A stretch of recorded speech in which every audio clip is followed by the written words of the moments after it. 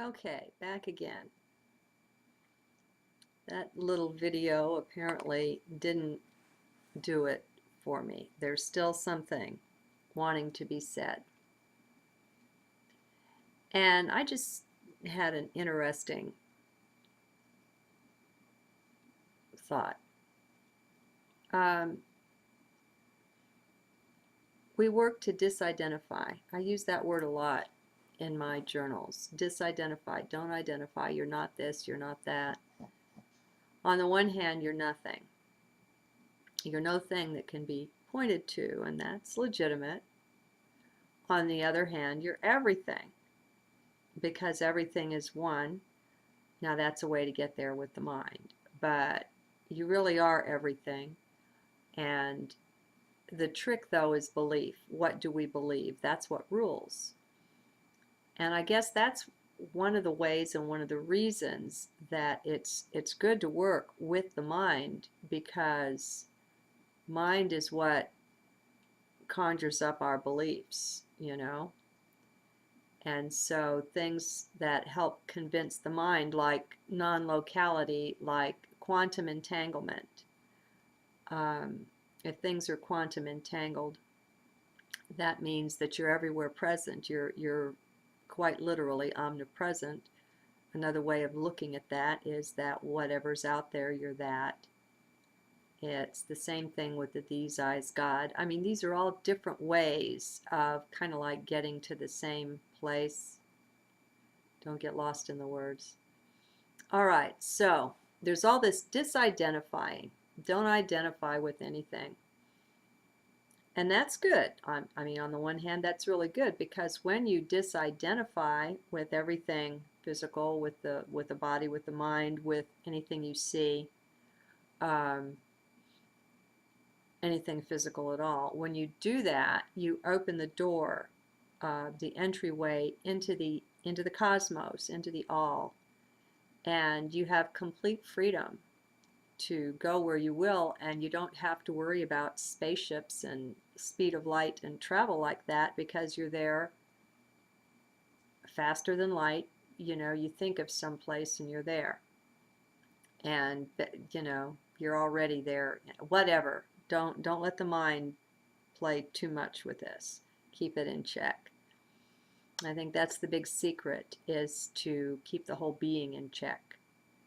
The body, the mind, the whole thing, to be present and to be at the helm. That's not an ultimate answer, but I don't care. That's the answer I've got right here and right now, and it's working for this moment. Okay, so we keep saying what not to identify with, what not to identify with. I've listened, for whatever reason, to so many advita teachers lately, some new ones I was trying out, that I'm up to here with it. It's like, okay already, you know, I get it. And it's great, but I don't find it satisfactory. There's something in me it doesn't satisfy. And so I'm following heart. And I'm saying, yes, I like it deeply. I mean, come on, that's what Mooji, that's his lineage, is Advaita, on up to Ramana Maharshi. And it's a great lineage, and I find deep sustenance there. That doesn't mean it answers everything for me. That doesn't mean that's my ultimate song to sing. I feel like I have a song to sing, a really special, very particular song, and I discover bits and parts and pieces and bars and bits of the melody here and there, some of the harmony. I know it's in a minor key. You know, there's aspects that I'm discovering, but the whole song is by no means put together yet and useful in my hands. And so I follow heart, and it faithfully leads me where I need to go to discover the next piece. Here's what came to me. We keep disidentifying with the 3D self. How about identifying with the higher self? Can we do that? You know, that isn't something I've tried to do. We've been taught to minimize the self. We've been taught how small and worthless and all the rest of it we are. And we've also been taught we're the body, we're the mind, we're the physicality. We've been taught we're limited by space and by time and all these things that we're throwing off now. And that's very good. That's very, very good. It's a good idea to keep a watch on beliefs because they're so woven into the fabric of the reality that we don't notice them unless we're really looking. They're just assumptions. That's what they are. They're assumptions that we go on, and it usually takes someone else to highlight or point out our assumptions, whether directly or indirectly. You'll read something or hear something and it'll get pointed out to you, or sometimes you'll have a friend just come out and say something that will show you yourself in a new way. You know, life is always holding up a mirror for you and for me and for all of us. And it's quite miraculous, you know. Get far enough along with this and it'll renew your faith in God. Not the God of the religions or anything like that. Something far more transcendent, something frankly unimaginable, but existent nonetheless. Okay, so if we were to set out to identify with the higher self, how would we do that?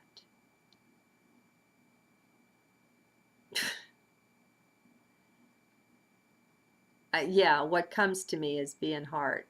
Now, how helpful is that? See, mankind, you know, there's ways to look at things. That's all these things are. The religions are just different ways to look at things, okay? Different ways to construct your reality. It doesn't make them right or wrong. They're just ways to look at things, and if they're useful, that's good. And if they're not useful, then you just go on, and it's just not bad. It's just not useful, right? Okay. So the teaching of the Great White Brotherhood, as it's come down through the line of Madame Blavatsky, which would be through, you know, down through the Theosophical Society and then to the I Am movement, and there was a movement called the Bridge, and then there was the Summit Lighthouse, that particular line of teaching, where they've always had someone in direct communication with spirit who was the spokeswoman or man for that. The teaching that came through from the other side was that man, woman can be looked at as having four lower bodies, four bodies that are present physically. The physical body is the grossest or the densest, where the atoms and molecules are vibrating at the slowest rate.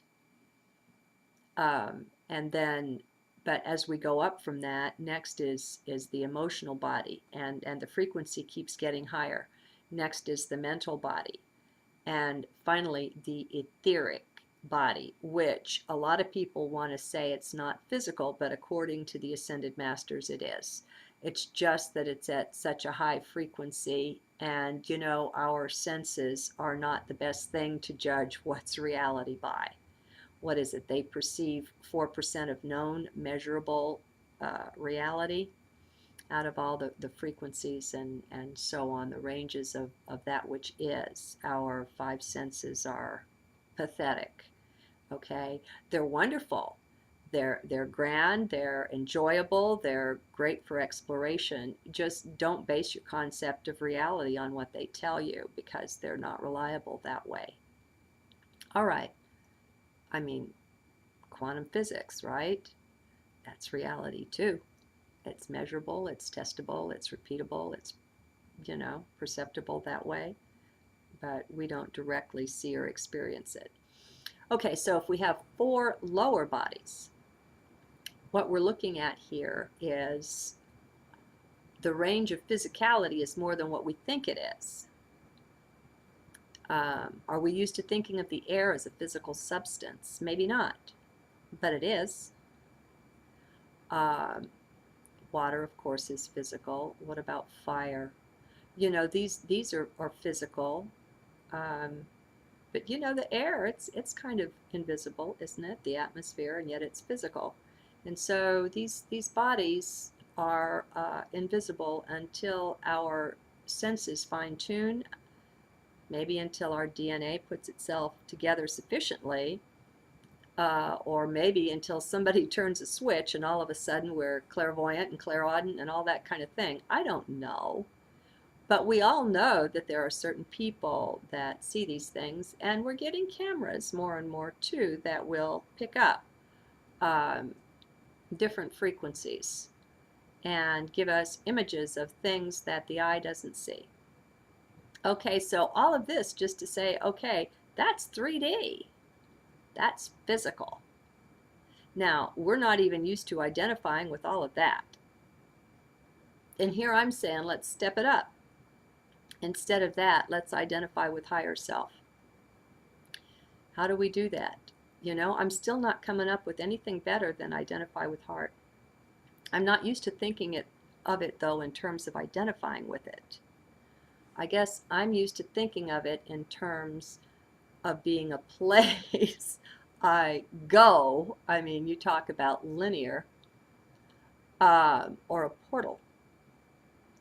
I know I don't get the sense that it's a physical 3D space or place, although it can be connected with through the center of the form, the torso. Um, you know, to me, it opens into infinity and eternity and everything else, because there's more than that. That's just the creation, and there's still the creator, and there's still the void, and there's still, you know, lots of unaccounted for. Words don't work here. Lots unaccounted for. Let's just leave it there. All right, so higher self.